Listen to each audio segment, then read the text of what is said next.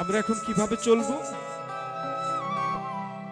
জীবের কাছ থেকে শিক্ষা নিয়ে নিয়ে আমরা পথ চলি। কিন্তু তার মানে জীবও আমার চেয়ে বেশি জানে, কীট পতঙ্গও আমার চেয়ে বেশি জানে।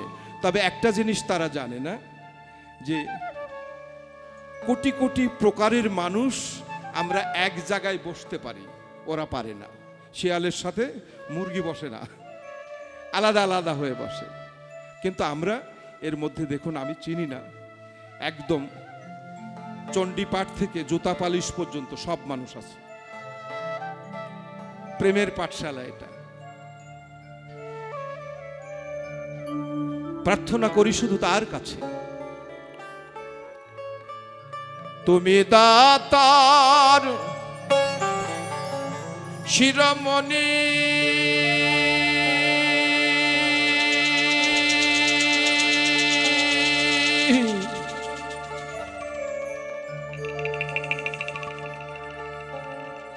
আমি চাতক ভাগিনী।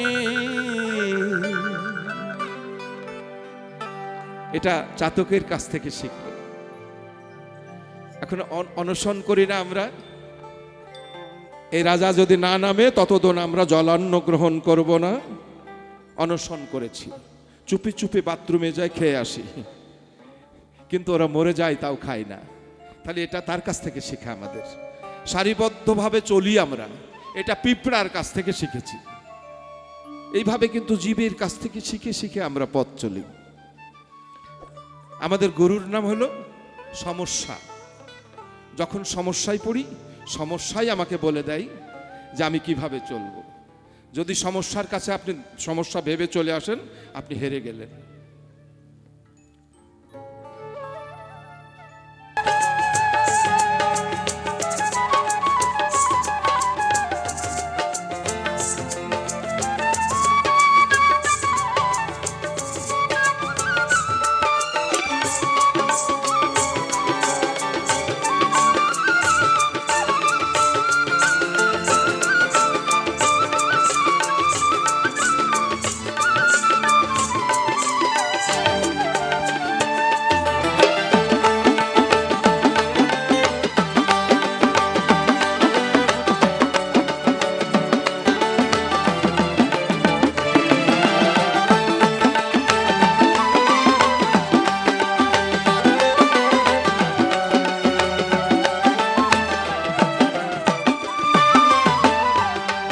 চাতক মহিলে যাবে জানা,